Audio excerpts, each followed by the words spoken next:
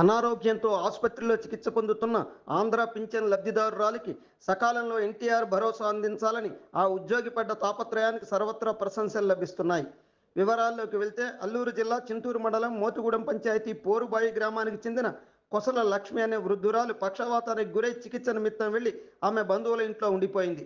ఈ విషయం తెలుసుకున్న మోతుగూడెం సచివాలయం వెల్ఫేర్ అసిస్టెంట్ వెంకటేశ్వర్లు నేరుగా ఆమె బంధువుల ఇంటికే వెళ్లి వృద్ధురాలికి పెన్షన్ అందించారు. దీనికి సంబంధించిన వివరాలను సచివాలయ ఉద్యోగి మాటల్లోనే విందాం. హలో సార్ చెప్పండి సార్. నమస్కారం అండి.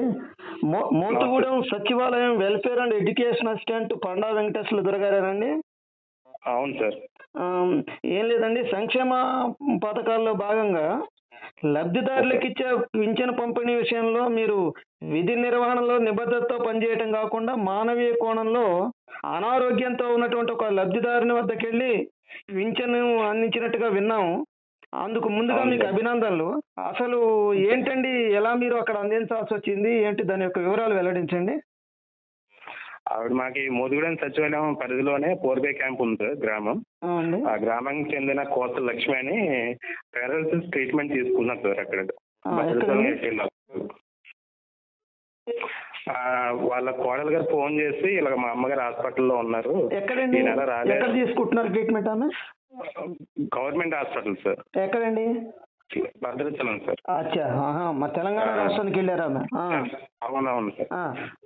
15 రోజుల నుంచి తీసుకుంటున్నారండి సార్ అక్కడ ట్రీట్మెంట్ వాళ్ళు.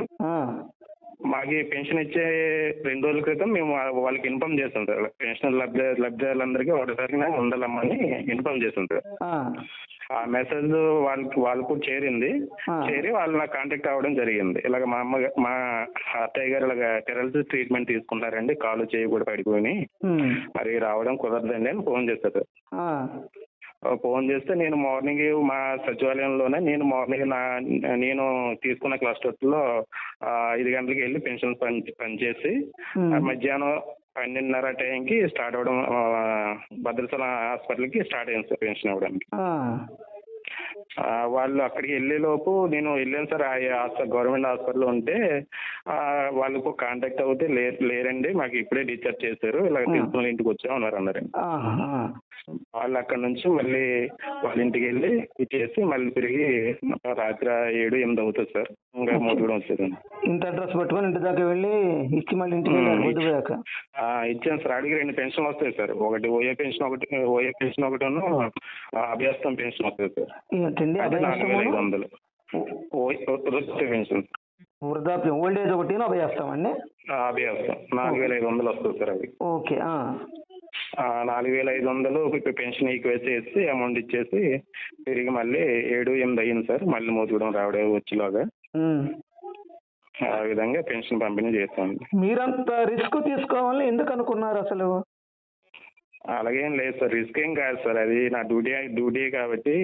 అదొకటి, ఆవిడకి హెల్త్ పరంగా అనారోగ్యంగా ఉన్నారు, పారాలిసిస్ ప్రాబ్లంతో ఉన్నారు కదా.